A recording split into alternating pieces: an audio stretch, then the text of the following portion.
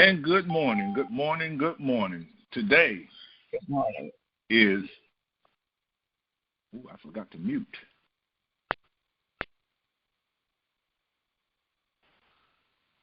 Today is October 2nd, 2022. This is recording 423, entitled Chosen for Honor. Chosen for honor. And one thing we need to understand, the scriptures tell us, I don't care how much you think you chose to be a Christian, it's not so. Jesus says, I have chosen you. You did not choose me. So once we realize, and that takes me back to the day when we were back in amateur sports and whatnot, and all of the kids would come down to the place and someone would ring out, I got first, I got whatever, and they would choose. And how much we wanted to be chosen first. Sometimes we ended up last, and sometimes we didn't get chosen at all. But the bottom line was we were chosen. We could not choose to be on the team. The team had to choose us, the team leader. Jesus is telling us that he is the team leader and that you have been chosen. So for all the Christians that are walking around wondering why are bad things happening to me? Why is it? They're thinking down the wrong road. Because if he chose you, that means that he saw you special. And if he saw you special, that means he's telling you, come and let me show you how special you are, instead of you going around telling people how special you are. So you have been chosen, but why? Why were you chosen? You were chosen for honor. So what then is honor?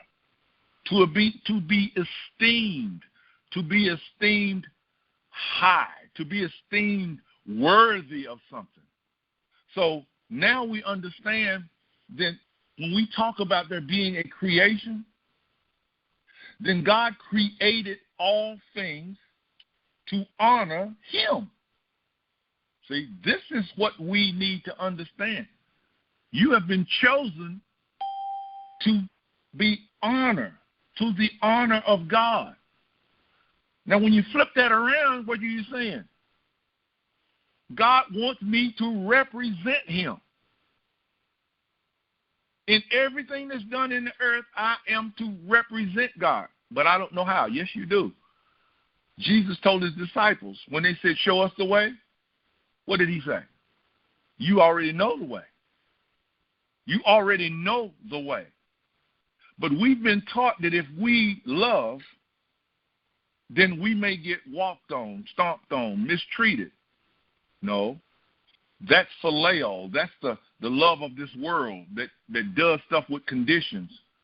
He's talking about agape love. The agape love cannot be overcome. It cannot be overtaken. When you fully believe that you belong to God, when you fully believe that you have been chosen and honored by God, then what? That's why he says, what can harm you? Why are you afraid of another man when you understand that that man has also been chosen to honor God? He may not act like it, but who has the upper hand? The one who knows he's been chosen and the one who acts that way. Our scripture for today is 32:8 of the Psalm, Psalm 32:8. Listen to this. I have made you to understand and have led you on the way which you shall take. I will follow you with my eyes. Now, if you'll notice, everything said that was past tense. It didn't say, I will make you to understand. It doesn't say, I will lead you. And it doesn't, the only thing it says is, that's futuristic, if you will, is I will follow you with my eyes. And to follow you with his eyes is present. It's not futuristic. It's present. So God is saying, I have made you to understand and have led you on the way which you shall take, which is telling us that whatsoever it takes to make it in this, what we call this world, has already been input within me. Well, how do I know that? What is the one thing that I harp on all the time? Read your scriptures. Read your scriptures. Why? Because the scriptures will tell you that all things were made by him, and there was not anything made that he didn't make. And all things were made for his pleasure, and he filled all things with his presence. What is that telling you? Now you understand why you understand. Even though you may tell yourself you don't understand, he's telling you, I put myself within you. Well, who is he? He is the fullness of understanding, is he not? He understands everything. So therefore he's saying, I have placed myself within all things, that all things could never be separated from me. What to God that Christians would come to an understanding that all this worry and concern that we got going on in the world, we can't do anything about it. Not one thing. We can't stop what's in the air, what they tell us is in the air. We can't stop what they tell us is in Camp Lejeune now. We can't stop what they say is in the meat. We can't stop what's in the microwave ovens. We can't stop any of that stuff. Well, if I keep myself out of the way, how do you know where it is? You see? So we need to take that giant leap and turn and go, wait a minute. If I am filled with the Spirit of God, and I have to be, how can you tell that you are spirit, or that you are filled with the Spirit of God? Take a deep breath. You're alive, aren't you? Come on now. It doesn't take a rocket scientist to sit down and go, I'm breathing, I'm seeing, I'm digesting food. I grew from a ant. I grew from that to look at me now. I have memories. I make plans. I can touch, feel, smell, face, taste. I can do all. Where do you get this power from? I asked somebody the other day, what came first, the baby or the grown man? Huh? No, spirit came first.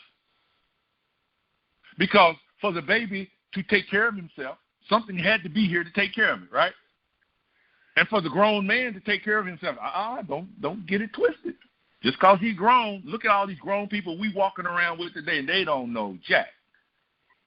So for the grown man to come first, something had to come and lead him and guide him. What did he say? I am the tree of life. Eat from me. I'm trying to back you in a corner, okay? I'm trying to back you in a corner from which you cannot come from. You can't come out of. Because he said there was another tree. And he said you can choose to eat from that tree, but the day you do, you shall surely die. And we got taught what? Death. Death. No, death is eating from your own understanding of knowledge. That's what death is. So how do I stop? Eat from the tree of life. But if you try to split back and forth, a house divided, see how the scriptures come? The strong man, he sits on the sofa with you. You think it's somebody sitting there? No, he's on the inside of you. Well, he's not on the inside. He's covering the truth that you already know, covering it up and making you believe that you got to do this and you got to do that. And what did Jesus say? First, to get freedom, do what to the strong man? Bind him. So who then is the only person that can bind the strong man? Me. Stop asking Jesus. Please stop. He ain't going to do it. Excuse my bad language. Well, Rev, how you know he ain't going to do it? Has he done it thus far? How many of you prayed this prayer? Lord, if you see anything in me that's not pleasing, come on now, take it out, right? How come you still got it? Because you won't let it go. You're the only one that can bind that strong man. And the only way to bind that strong man is to, here comes the prodigal story, the prodigal son. What did he do when he realized eating from the tree of the knowledge of good and evil was not good? What did he do? He made a decision. What was the decision? I'm going home, right? I'm going home. Hey, y'all, that's not just a story that you read about some wayward child out there lost on the streets of Los Angeles. No. That's us out here in the world trying to make our way, and we decide, I need to go home. I need to go home. And who sees us make that decision? The Father. But who is binding the strong man? I am. I am binding the strong man. Well, Rev, how long is it going to take? How long you got?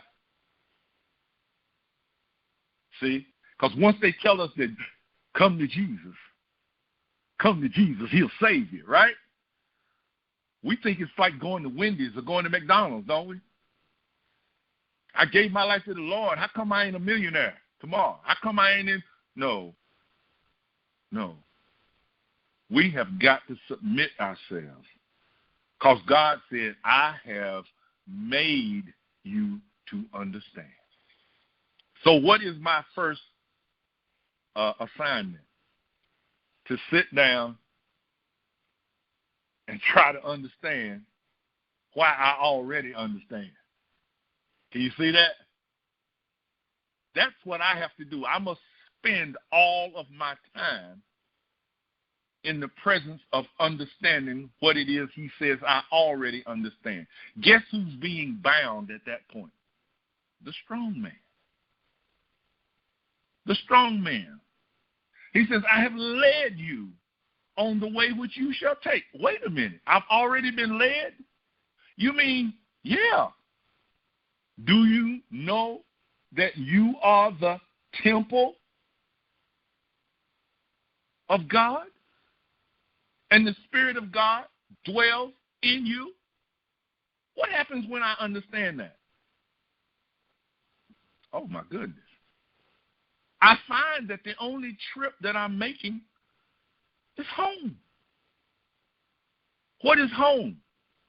Home is, in the beginning, there was only Spirit. And Spirit filled all. So don't walk around wondering what's on the outside of Spirit. Nothing. You can't get to the outside.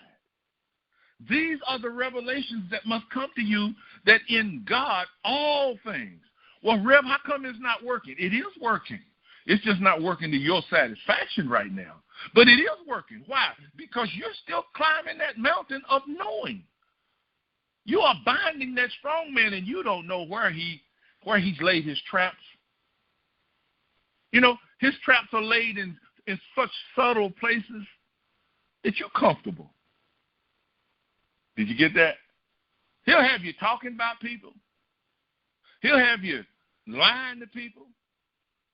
He'll have you cheating. He'll have you agreeing with the adversary. He'll have you doing all kinds of stuff so you can maintain. When he's saying, come unto me, all you that labor. Look at my son. Look at how my son ordered his affairs. When the woman was brought to him to judge, did he judge her? Nope. He said, go, didn't he? The lady at the well, did he judge her? She had 5 men. And the one you with now. What did he say? Go. The Roman centurion who was part of the system that had them in slavery. Will you pray for my servant? What did Jesus say? I will.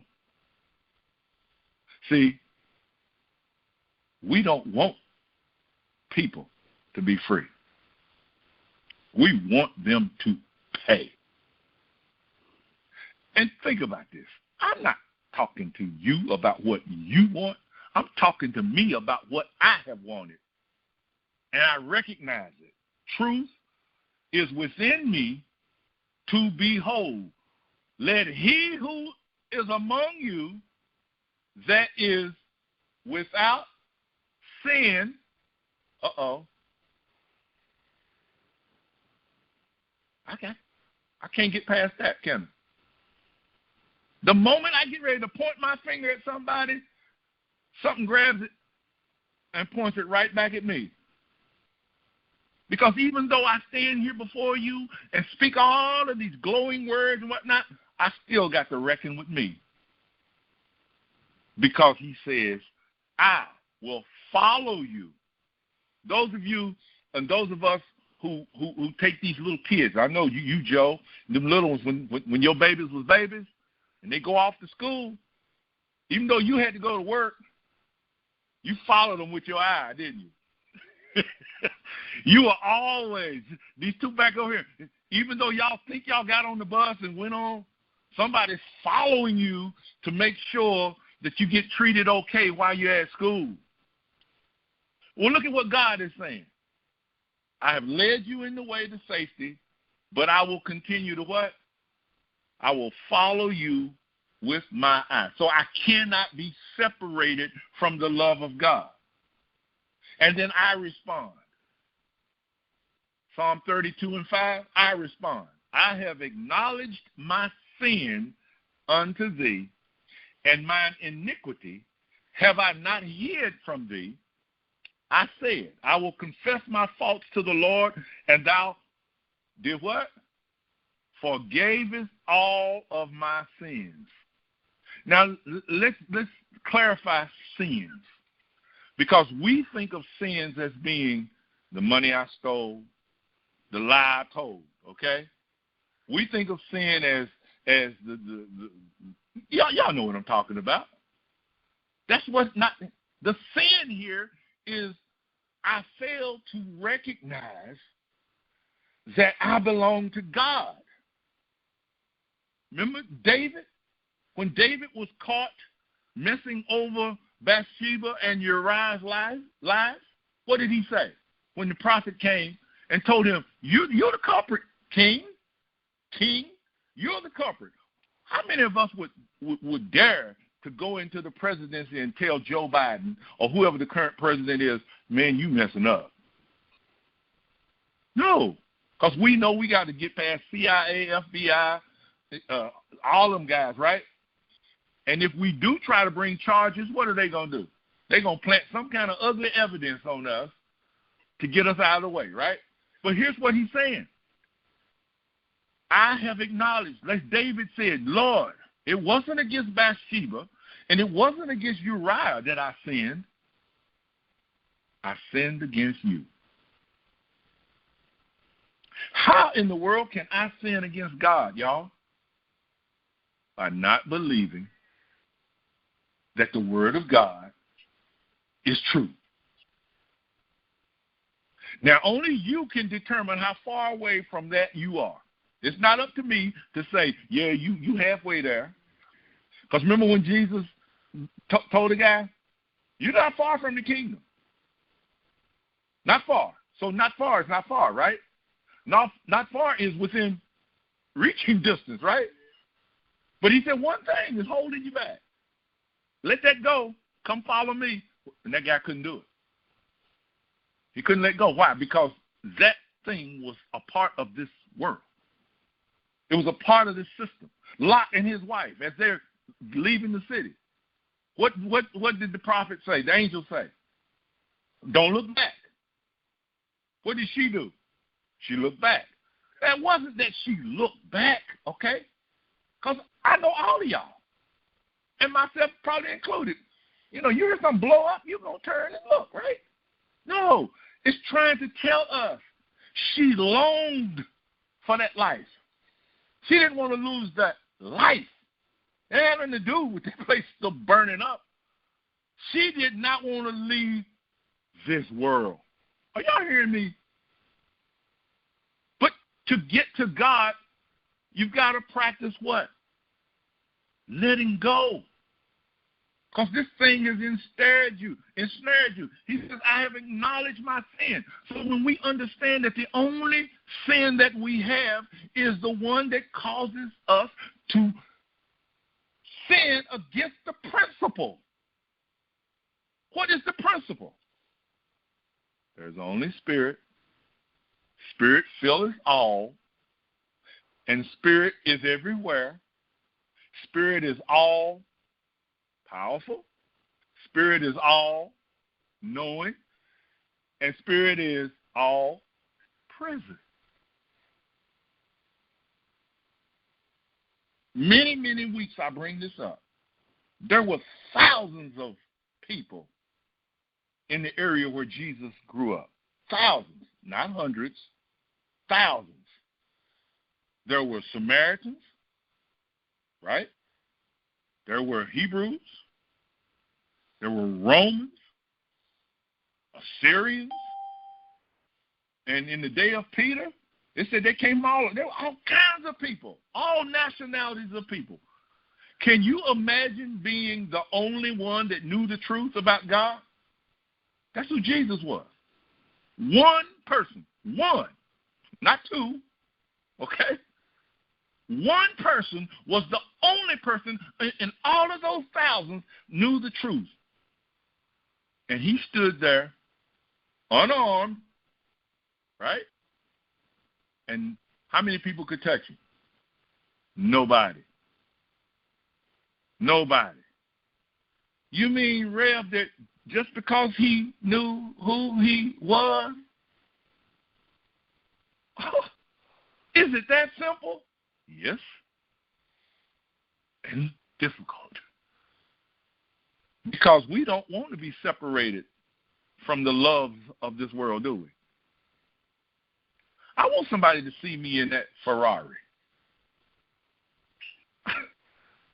I want somebody to see me with the silk suit on, alligator shoes, the bass guitar that costs $10,000. Can't play a lick, but I look good. You see what I'm saying? It's hard to turn this world loose, and God has said, I'll give you all that stuff. But you probably will enjoy it, but you won't go over it. I will confess my faults to the Lord. Lord, I am sorry that I did not choose the tree of life. I am sorry. And what did he do? He forgave us. All he ever wants us to do is believe in him. Because of my sincerity and my transparency, any of you ever tried to hide anything from God? I know I have. I mean, I can figure out a way. I won't let him know this. Come on, dude. Are you breathing? Are you eating and digesting? We need to become totally transparent. He who promises declares that which is already established. When did God cease from working? Come on, I know you all get 100 on that test. Day 6. He ain't hit a lick at nothing since day 6. And we around here talking about, Lord, if you find anything in me that... Come on, y'all. When are we going to wake up? When are we going to wake up and go, a little bit more might be required of me than I'm giving? Lord, I pray for them. They just won't straighten up. How come they won't straighten up? Because they got to make a choice. Did you ever stop to think that maybe, just maybe, your changed behavior may get their attention to the point where they may want to ask you, what are you doing? Did you ever stop to think about that? No, I asked Jesus to fix them. Ain't going to happen, y'all. John 16:15. Everything, here we go. Everything that my Father has is mine. That's what Jesus is saying. This is Jesus talking. Everything that my Father has is mine. This is the reason why I told you that he will take of my own and show it to you. What? Deductive reasoning causes me to analyze that sentence and say, whatever belongs to Jesus, right, belongs to me. And where do we make my mistake? By going out and telling people, whatever belongs to Jesus belongs to me. And they look at you and go, oh, so you got it like that, huh? You and God got it like that. Now you're going. And you hear the little voice in the back of your head go, no, well, yeah. And they said, well, not too convincing. You see, thy word have I, what did I do with it? Hid. Where did I hide it? I hide it in my heart. That means I'm not talking about it. That I might not what? That I might not sin against you. What? Sin against the principle. Once you get this in your claw, it's a principle that you don't sin again, not people. Not people. Whenever you see that person and they going astray, what should you be doing? Lord, forgive them. They don't know. And the only reason you can't say forgive them is because you've not forgiven yourself. You have to be able to understand why you're forgiving. Why? Because I know the truth. I know the way. What is the way? It's the way of forgiveness. You mean I just got to look past? Yeah. Yeah. The reason that person is doing what they're doing is because they're lost in a system. And that system is a system of chaos, right? And isn't that system out there trying to find everybody that's going off the wrong way? So it's not your responsibility to put them in jail. It's not your responsibility to make them pay. That system out there is going to grab them, but they're sinning, first of all, against what? The principle of God. And they are walking unprotected. Jesus is telling us, everything that my Father has is mine, meaning God has given, in the beginning was the Word, and the Word was with God, and the Word was God. And all things were created by the Word, the Christ. So therefore, when did Jesus get all things? In the beginning. So when did you get all things? In the beginning. Wow. And when will he show the value of all these things? When I get it. When I decide that I'm coming off this long journey. Y'all know that story in the Bible? There was a man who took a long journey. You think, stop watching HBO Max. Stop watching these streaming things. The journey is you journeyed away from the Father's house and you began to make your own way, taking responsibility on you, where Jesus said, take no responsibility on yourself, for your Father knoweth what things you have need of. Consider the lilies of the field, how they neither toil nor spin, and yet your Father clothed them in a greater apparel than Solomon. Why is the flowers apparel greater than Solomon's? Because God made the flower apparel, and the seamstress made Solomon's. His stuff was of the earth. John 12:26. Jesus says, after he says he'll show it to you, he says, but for him to show it to you, you got to do what? You got to serve me. If any man serve me, let him follow me, and where I am, there shall my servant be If any man serve me, him will my Father honor. Whoa. And where? If any man serve me, where I am, there shall he be, right? Wait a minute. I go to prepare a place. Can you see how they kind of contradict? Jesus said, I go to prepare a place for you. But here he says, if you follow me, you will be where? Where I am. Whoa, hold up, the house. What are you talking about here, Jesus? He's saying, come serve me. Let that man follow me. And what did God say? Now, we're following Jesus, right? If you follow me, and God says, I will follow you with my eye. That sounds like a sandwich to me. But you have got to be able to see yourself between those two slices of what? Bread. I am the bread of life. If any man eat, right, he shall never die. Now, the bread that Moses fed them is not the same bread that I am.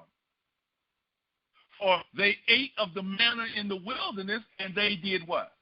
Perished. But if you eat the bread that I am, let me tell you this, Jesus said, if any man eat the bread that I am, he shall never die. I'm shaking my head now, right? Why? Because I'm looking out here every day, and Gregory Page is telling me about somebody dying every day, ain't it? Jesus is saying, which bread are you eating? Are you believing what you're seeing?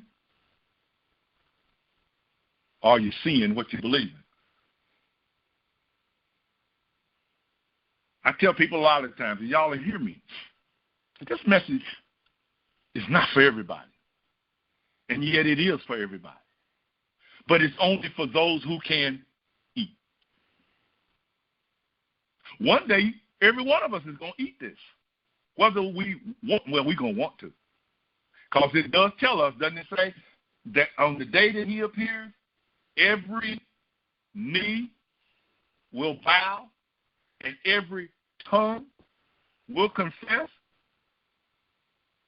Bow and confess what? That Jesus is Lord. There is no kingdom that we ever have to deal with. Well, I might die on my way to, well, what you going to do to stop it? You get my point?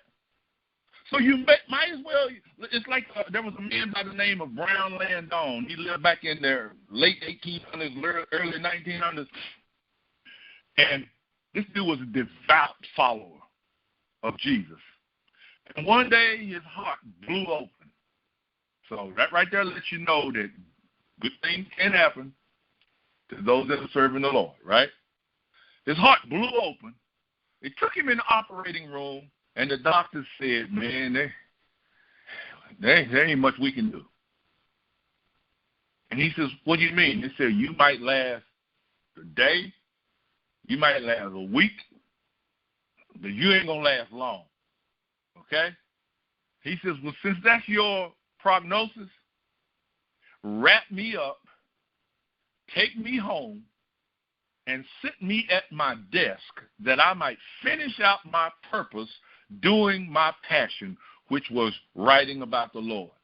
He was 75 years old when they told him that. Guess how long he sat at that desk? 24 years. He was 99 years old when he left out of here. And guess how he left? He called his secretary in and said, this is my final entry or whatever. Call my family and bring them in that I might say goodbye to them. I'm going home. And they brought him in, however long it took, And he said goodbye to every one of them. And then he says, okay, now I'm going to go sit in my easy chair, and I'm going to say goodbye to you. And he sat down in the chair and slumped over, gone. Now, you can believe that if you want to, or you can choose not to. But what did Jesus say? Seek ye first. I'm telling you, we living in something down here that man has no idea what a part he's trying to make it to Social Security. He's trying to think he can protect himself from Hurricane Ian. He thinks he can protect himself from COVID. And now they just came the other day and said, COVID here, y'all. COVID's here to stay. Ain't going nowhere. So we're going to come up with a COVID shot. And guess what? Kyrie Irving was right. Just because they give you the shot does not guarantee you're not going to get it. Some people have gotten the shot and the 2 shots, whatever it is, and the booster, and they've had COVID 3 times. Oh, really? But what did Jesus say?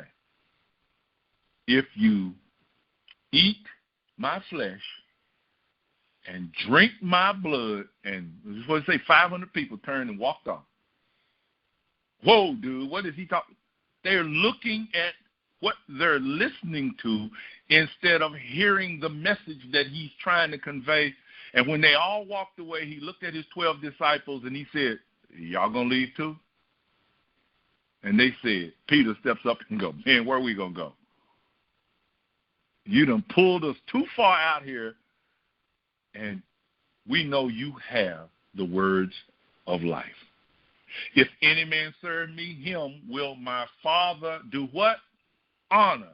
What in the world do you think the honor of God would be in your life?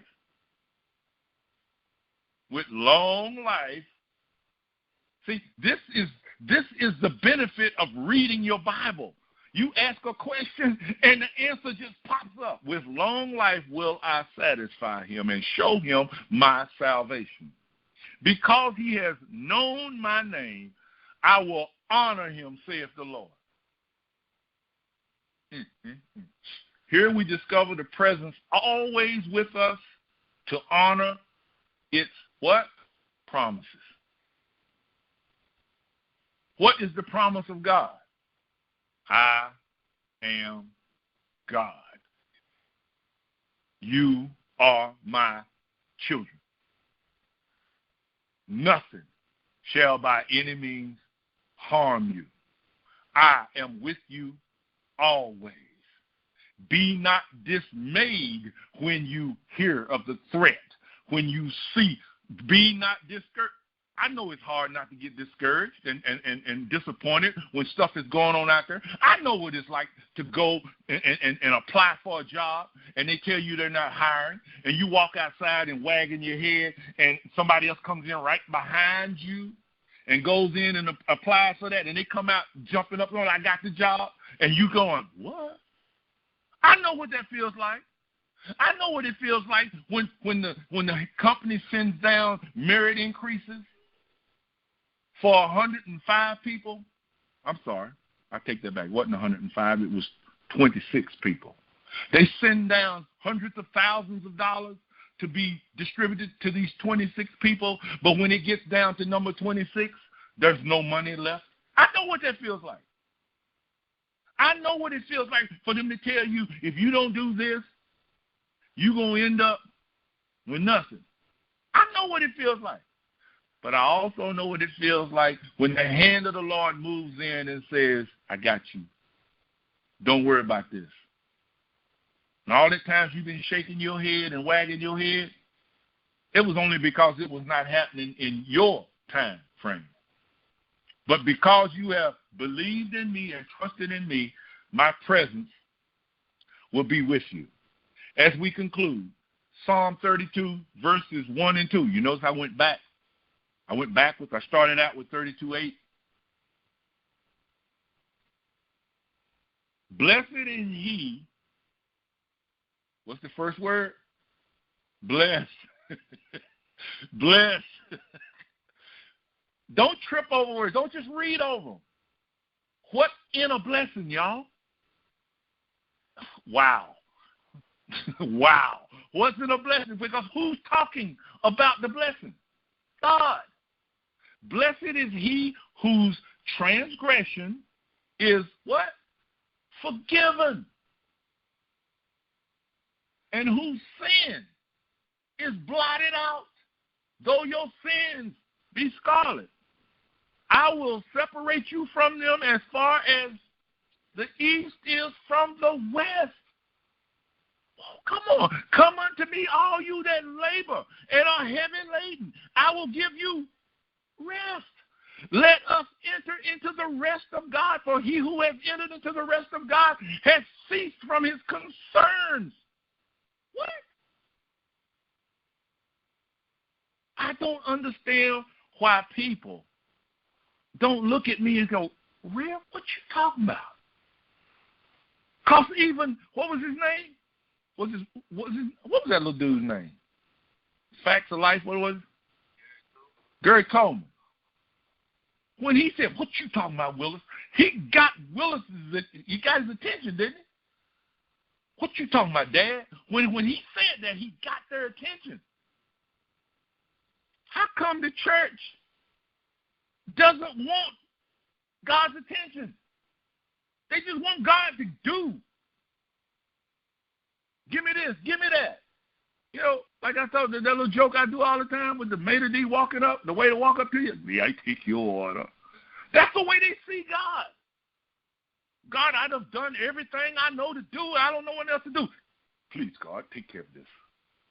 Well, he should have been the first piece of bread you ate. Blessed is he whose transgression is forgiven and whose sin is what? Oh, man, how many people do we know? Remember, Dorothy, when we were out there in Las Vegas and picked up the man drunk in the desert? And all he could talk about is how he had sinned against God and God was never going to forgive him? We're like, dude, what's wrong with you? Think about the people who are walking around in this world limited in the blessings of God because they think God is holding something on them. Who's holding it, y'all? They are. Why are they holding it? Because they're eating from the tree of this world. Man can tell you all he wants to about sending somebody to a reform school or sending them to a jail or sending them to a prison for reformation. And facts have proven what? They come out worse than when they went in. Because what? Man does not know how to reform you, and he doesn't want to reform you. Man is working a job, and he's looking out for himself. Blessed is the man to whom the Lord has not reckoned his iniquity. That word there, iniquity, weaknesses. I know that you are weak, saith the Lord. Come unto me, and I will clean you up. Remember when Jesus said, Lord, those that you have given me, I didn't lose not a one, except the son of perdition. And we thought God had chosen Judas to go to hell. No. Judas is representative of our personality that wants to hold on to this world. The son of perdition is that man who eats from the knowledge of the tree of good and evil. And I would be willing to bet all that I can get my hands on that belong to me, and even everything you got, to go back on the 3 days that Jesus spent in the belly of the earth, preaching to all of the saints that had died before. Who? The saints that had died before. Who? The saints that had died before. I guarantee you Judas was down there. Hello? Because God wishes that how many perish? None. That all be what?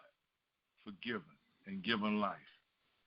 Blessed is the man in whose heart is no guile. With a clean heart will I serve the Lord. With a clean heart. Got ought? You holding ought against somebody? We're getting ready to take communion here shortly, right? He says when you come to the altar and you realize that you have ought, leave your gift, right, and go make up with the person you have ought. And there we go, watching HBO Max again, Disney Plus, Prime Video. Because we see a man walk up, leave something, turn, and go find the person that he's got a problem with, tell him I'm so sorry, I want to be, and then come back, right? No. You leave this world and you go into your consciousness where all is forgiven, and you show your transparency. Lord, I am sorry because I am sinning not against a person. I am sinning against a principle, the principle of life called you. And I am asking that this be removed from me. Then you never left the altar. Now you're offering yourself as a living sacrifice that you may be transformed. This whole thing is about love and forgiveness. Your Father, which knoweth what things you have need of, he heareth in what? Secret. And he rewards openly, doesn't he? There is nothing hidden. There comes another scripture. There is nothing hidden, for all shall be made known. So don't try to hide it. Like I tell people a lot of times, you see what people are doing, you're just not paying attention. You understand how they're living, but you're not listening to the conversation that they're divulging underneath the conversation that they're having verbally. If you listen, you go, I wonder why they said that. There's nothing hidden because you are transparent. Your actions will always show what you believe. I don't care what you say to somebody. Blessed is he whose transgression is forgiven and whose sin is blotted out. Blessed is the man to whom the Lord has not reckoned his iniquity or weaknesses, and in whose heart is no guile. Why? Because I have made you to understand and have led you on the way which you shall take. I will follow you with my eyes. Blessed is he who receives to heart the promises of God, for he now knows for himself that he has been chosen for honor. God bless you. May heaven smile upon you.